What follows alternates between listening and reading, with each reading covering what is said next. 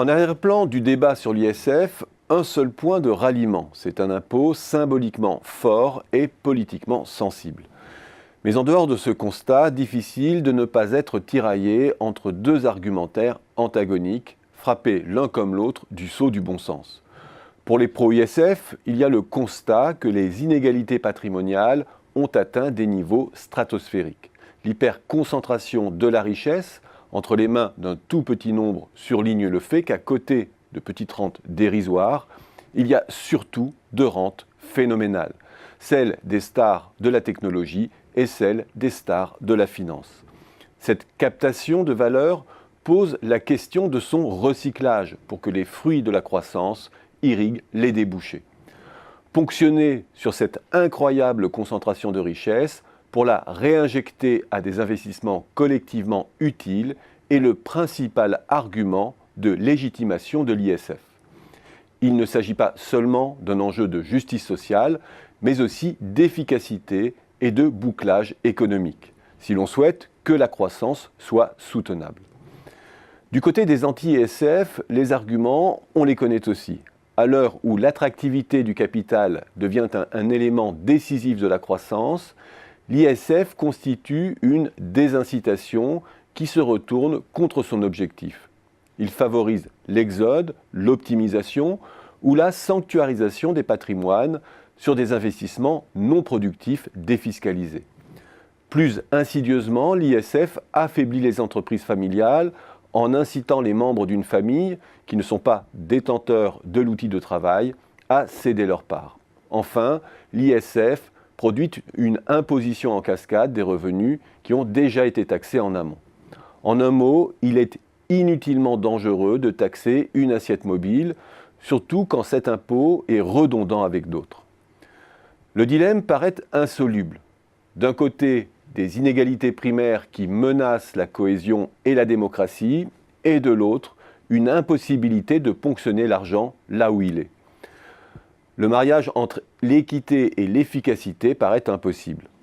L'ISF en porte d'ailleurs la marque. Les gouvernements coupent la poire en deux. Au regard de son objectif d'équité, l'ISF est finalement très sous-dimensionné. À son apogée, avec 5,1 milliards de rentrées en 2017, il n'a jamais représenté que 0,5% des prélèvements obligatoires. Dans sa version resserrée, l'IFI n'en représente plus que 0,1%. Autant dire que son pouvoir redistributif est très limité. Quant aux effets négatifs collatéraux, on ne connaît pas l'importance réelle de l'exode induit par l'ISF. Serait-il une réalité ? L'attrait des paradis fiscaux est problématique aussi dans les pays à fiscalité plus attrayante. Enfin, nos fortunes resteraient-elles domiciliées en France ? Rien n'indique qu'elles s'investissent en France. Et réciproquement, même domiciliées à l'étranger, rien ne leur interdit de se réinvestir en France. Encore une fois, il est manifeste que l'usine à gaz fiscale française doit faire l'objet d'une lecture globale. L'hyper-attachement des Français à l'ISF n'est pas aussi culturel qu'on le dit, ni aussi symptomatique d'un rejet supposé des riches et de la réussite. La vraie singularité française tient surtout dans la faiblesse du poids des impôts redistributifs sur les personnes dans les ressources de l'État. L'impôt progressif direct sur le revenu des personnes, hors CSG donc, est le plus faible en pourcentage du PIB des pays les plus avancés. TVA plus droits d'assises divers plus CSG, essentiellement non progressif, se taille la part du lion. D'où la crispation autour de la transformation de l'ISF, puisque celui-ci apparaît de façon tronquée comme le principal levier d'équité dans le système fiscalo-social français. C'est un pur effet d'optique, mais il a le mérite de mettre en évidence ce que serait le vrai donnant-donnant dans le cadre d'une réforme de l'ISF. La fusion de l'IR et de la CSG, autrement dit, la mise en place d'une fiscalité progressive sur le revenu, assise sur une base plus large, ce qui permettrait, soit dit en passant, de tordre le cou à beaucoup d'idées fausses. Non, une majorité des Français n'est pas exemptée de l'impôt. Non, nos tranches les plus hautes ne sont pas confiscatoires.